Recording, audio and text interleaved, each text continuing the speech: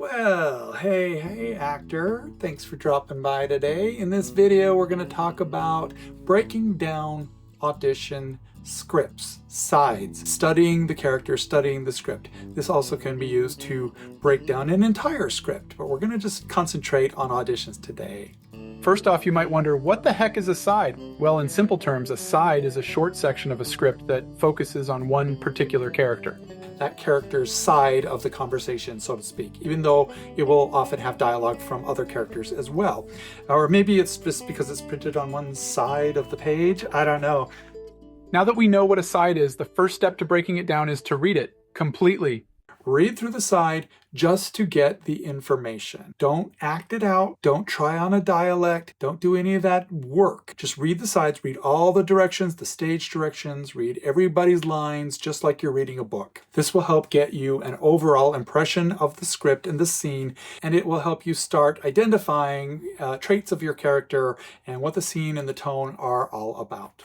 Also read all the information given to you from the casting director, including all the character breakdowns. This may help determine what they are looking for with each character. The next step is to make a few key decisions about what you just read. It's up to you to make decisions about your character that aren't dictated in the sides or script. When you're looking at your sides, you want to consider your first impressions because they're usually pretty spot on, and how you would play this piece, things like the tone of the piece, the style of your character, how they talk, how they physically act, their energy level in this scene, and some of their objectives, what they want, what they just came from, where they're headed, why they want the things that they want.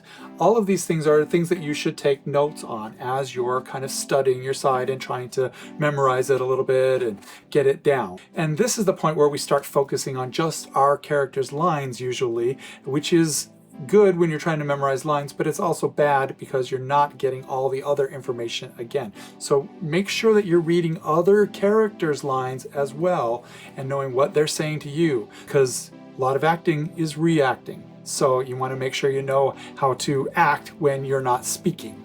Then you want to start asking a lot of questions and start writing down the answers in a notebook. Any information mentioned in the script can be a question. For instance, if a character says they had a long day at work, you might ask, what do they do for a living? Do they like their job? What happened today at work?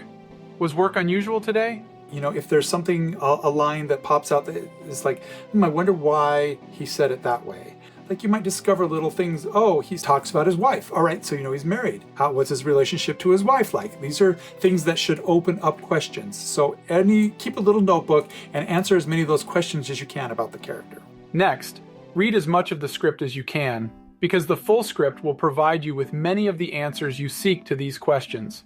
But what if you don't have the full script? When you have sides, you often get all the other characters' sides at an audition. So you might get like the sides for Nancy, and the sides for Sid, and the sides for Harry, and the sides for Dr. Harris. So you want to read all of those sides, and you want to note any page numbers that you see on the sides as well. So you know, like, does this happen early on in the script or later on after a bunch of conflict has happened? Reading all the other sides for all the other characters not only helps you identify what the whole piece is about, but it also can help you identify your relationship to these other characters. And sometimes in those other sides, they will mention the character that you're reading for, and they'll say things about that character. Whenever another character talks about this character, write those notes down too, because they're important. Usually in a script, what other characters say about your character is more truthful and more honest about that character than what you would say about yourself in the script.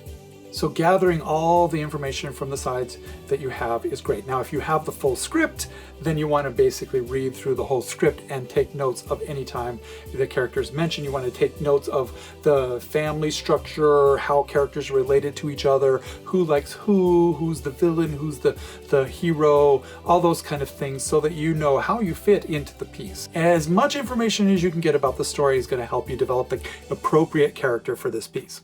Now, you want to start working on some character choices. Utilize the information you gathered in your notes to come up with some basic character traits. You want to basically use the notes that you've taken and try to come up with some quirks, some characteristics, some maybe off the beaten path choices of how this character might say a line.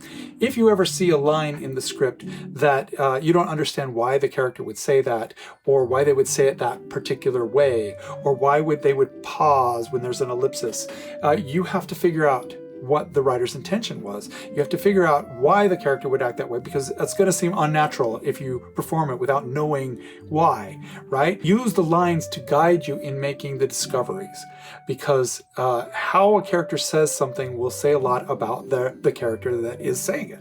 Try to determine what the character is not saying as well. This can often be determined by what they do, the actions that they take, in the stage directions. A good tactic to use when you're coming up with a character is to give your character a few secrets, things that they know about themselves that they're not telling somebody else, or how they present themselves to different characters. So the character that you have the scene with, you need to know what your relationship is, what you're hiding from them, what you're not telling them, as much as what you are telling them. The more you can give yourself a little secret, it gives you something to play, something to avoid, an obstacle to overcome or avoid, and that really helps flesh out a character. Another technique you can practice is to assign your character an overriding base human emotion. This is a Warner Laughlin technique, and basically you want to think of an overriding fear or overriding need that the character has and has had all their life. So some examples of fears are being afraid of commitment, being afraid of being on the spot, afraid of being alone, afraid of stepping out of their comfort zone. Now, needs would be things like, I need attention, I need affection, I need to connect with human beings, I need solitary confinement to get my thoughts about me.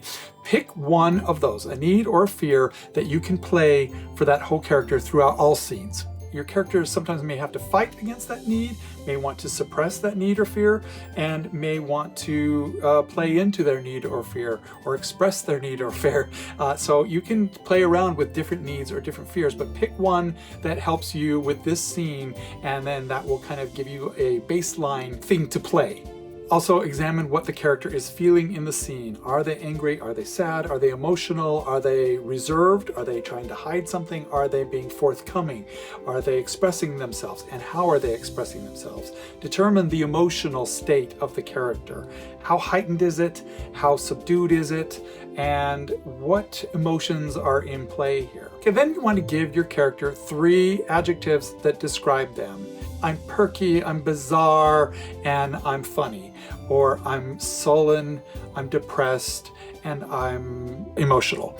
Pick 3 adjectives. That also helps you break down some moments and gives you some things that you can play with the script. They also help you create a well-rounded and believable character that has some depth. So playing around with contrasting adjectives is also fun. Now it's time to go over the sides and start to come up with objectives and obstacles for each beat.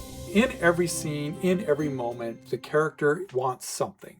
There's an overall objective in the script. They want to save the world or get the baby or whatever the hell the objective is.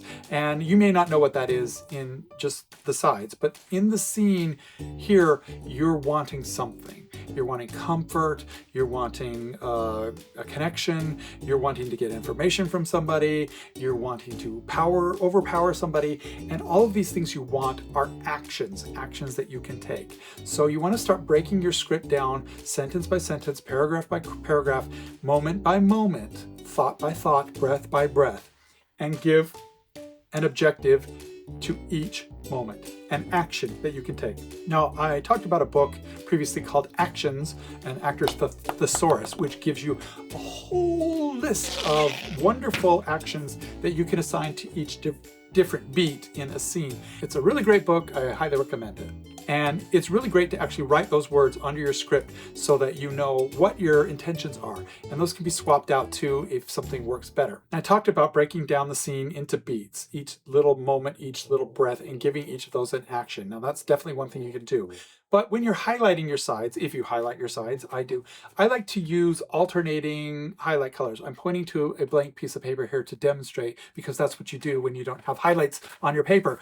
Don't just highlight your lines in one color, but rather use alternating colors to indicate when you are changing tactics or thoughts within the scene. When I change the beat, I change the color, and you can just alternate between two different colors. That way, I don't tend to read, when I'm reading the script in an audition, I'm getting nervous or something like that, I don't read it all the same way. It's not just boilerplate, one level. You have these actions and these different colors to indicate to you that a change is coming. Take a moment, pause, figure out what your next thought is so that you can take your next action or say your next words.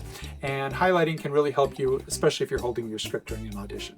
And then you want to go through and make sure you're looking up any words you don't know, you're understanding what the character means by everything and what their intention is, what their objective is, what their obstacle is. I have lots of videos on that kind of stuff as well if you want more details on what objectives and obstacles are. Yeah, the more you can just write on your script and just have it full of notes, and then learn your script that way, rehearse it that way, and be flexible in your rehearsals. So you want to have 3 different interpretations of every scene inside and be flexible with how you do it. So come in with the obvious choice, how it seems to you, first impressions, how you would do it if you were told to do it, right? Then do like the opposite. So if the character is like super funny and happy and you're playing him super funny and happy and giggling and laughing, try playing him as like a sardonic loner, just playing off the cuff and doesn't intend to be funny but just is funny, and that will give you a totally different perspective on how to play a scene.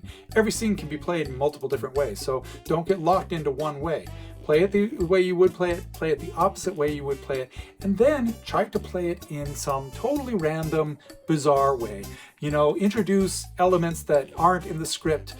Give yourself something else to play, some other objective that's just crazy. Ramp up the emotions or ramp down the emotions. Whatever you have to do to change the scene up. Try it that way, even though it seems ridiculous, because they may ask you to do it in the audition, and they may ask you to try something different. And if you've rehearsed it different ways and haven't been locked into one way to say something, you'll be much more flexible and much more able to give them what they want at an audition. And also, you might just discover like, hey, that works even better. I like that approach. I'm going to play it that way. All of these tips are things you can do while you're in the rehearsal process and you're learning a script for the first time. All of these things, learning the notes and learning and just studying the script like this, will really help you memorize the script as well, because it starts to make sense and the responses to people start to make sense and they just start to roll off the tongue and they sort of bleed into your memory and you don't have to do so much rote memorization. If you want to learn more about how to memorize scripts, I got a whole series on that as well. Thank you to my Patreon sponsors. Thank you to you for watching this video. I really appreciate you coming here and watching all the way to the end. Have a good day. Fist bump. Boop. And we'll talk to you next time.